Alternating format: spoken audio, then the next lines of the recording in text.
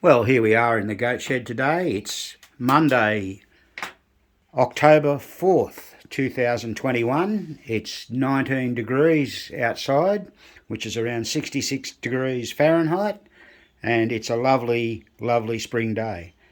Today we're doing a Gottlieb chime unit. Now, we've already removed this unit out of the machine. These are held in by 3 screws you can see here, here and here, and one down the bottom, which we normally leave in. And then you need to disconnect wires off the chimes. Now, Gottlieb chimes are fairly simple to work on. This set of chimes is not all that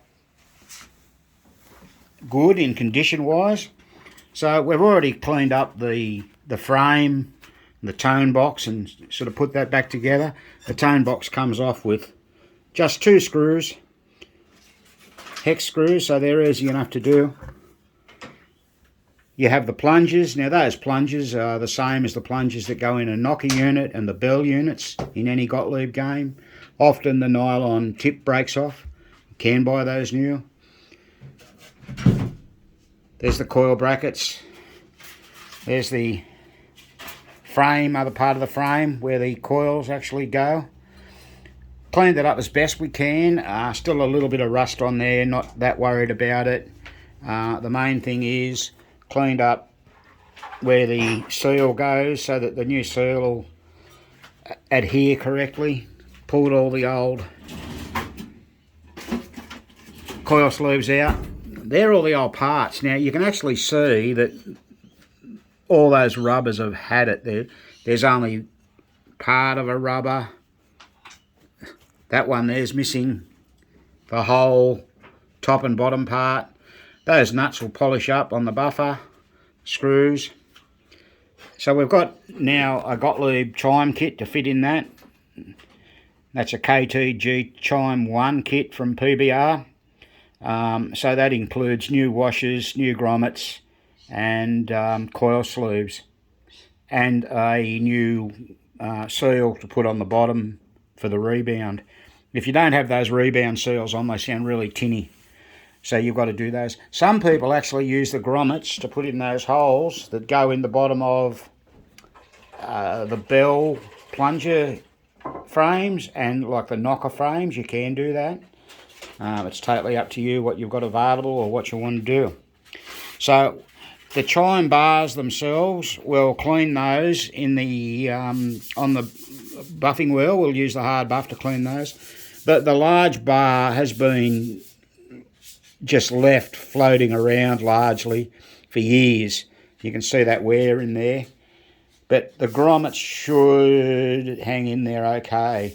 Otherwise that bar really needs changing. But I'm not sure if we've got one to do that. So hopefully that'll all work out. So we get there and polish those up. And then we'll get ready to reassemble it. So here's the results of the buffing.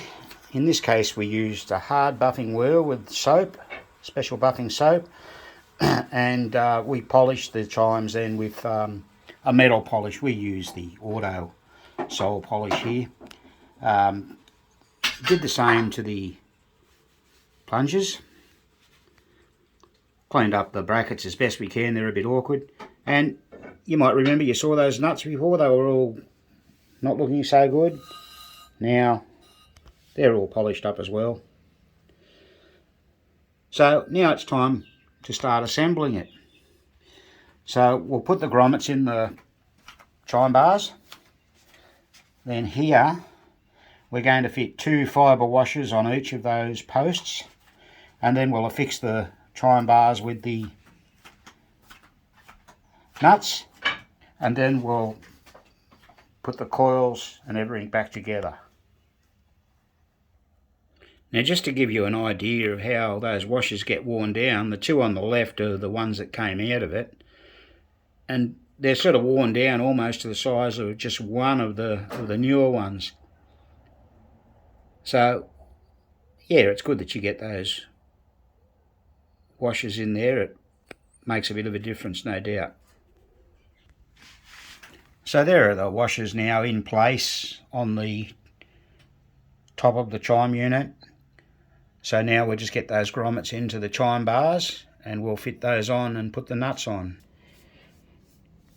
Righto, so all the chime bars are back on now, and fortunately those rubber grommets, yeah, they just stayed in there on that large bar. Now the important thing to remember when you put these back together is the long bar goes closest to the bracket, followed by the medium and smaller bar. Now you can adjust these when you get them in the machine. You don't tighten those right down. You've got to let them float a bit, and you can actually hit them with a screwdriver. There you go. At least the Gottlieb chimes sound a lot better than the other two manufacturers, Bally and Williams. The only difference is that I would have loved to have seen Gottlieb do was to make a Jones plug, just like the latter manufacturers did. To remove them, it would have made it so much easier, but it added to the cost. Oh, there's my new tools I just got too, the Klein 647M nut driver kit, magnetic with 6-inch shafts. That's good because we can get down over those post screws now. The other set I've got here, the Husky, which are good, but they don't have 6-inch shafts, and they're not hollow all the way through. So that's a new addition to the toolkit I just received over the weekend. Now it's actually a public holiday here in New South Wales today, the state we live in. But Spanky insisted that we work because we've got so much to get through. And dedication, isn't it, Spank? He says, yeah. Just to let anyone know that's a bit unsure, if you do buy these chime kits from PBR, that's the sheet you get with them. So it's pretty hard to go wrong if you forget how anything goes back together. Okay, so now we're going to put the frame and the coils in. So we've inserted the coil sleeves in the frame, in the coils. And that wire hanging off there, you can see in the middle, that's bare, and that's going to go through and form the common loop between the three coils when we get them in. Now these Gottlieb A5195 coils are the ones for the chimes. So if you are a collector of Gottlieb games and you use chimes, the main reason they'll burn out is because if one of the point switches on the playfield gets stuck, that'll close the scoring relay and the coil, hold it on, and the scoring relay has a switch which turns this on, and that'll burn out as well. So you often get a double whammy, so it would be handy to have them on hand just in case. Now we've got the coils all in and the common all soldered back up. One thing that you should do really when you checking a chime unit, just hook one lead up to the common, which is here, from there to there to there, it's daisy chained, and then your other lead up to one of the other side of the coils, and just check your reading on that.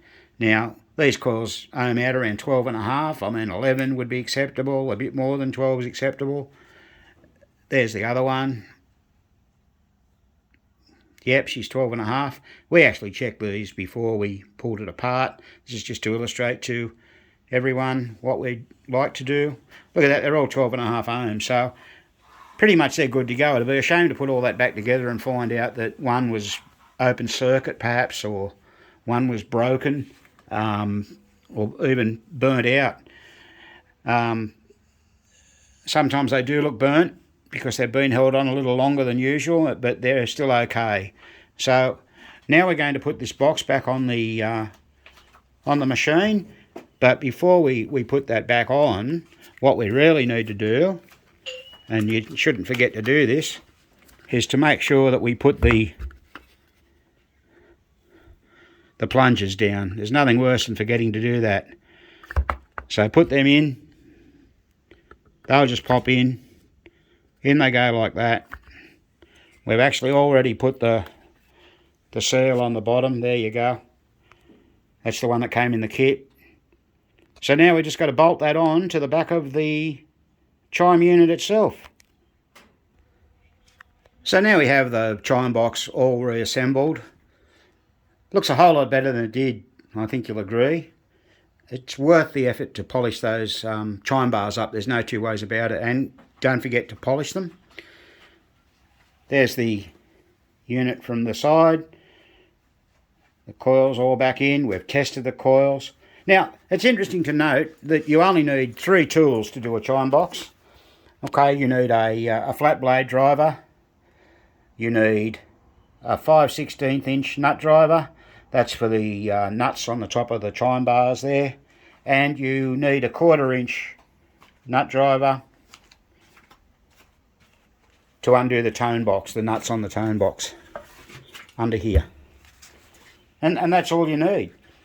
So it makes a pretty easy repair, and it enhances the look of the machine and obviously the sound of the machine. Now when we get it back in the machine, we'll adjust each tone bar as we deem necessary. You do whatever you like. As I showed you earlier, we just put a bit of float in them there. Not much, and you can adjust them up and down to make them sound better. And hopefully this video helps you with your pinball repairs. So thanks again for watching one of our videos, and we hope you give us the big like with the thumbs up, and you already not a subscriber to our channel, please subscribe. Spanky would thank you very much. So this has been another Goat Shed presentation.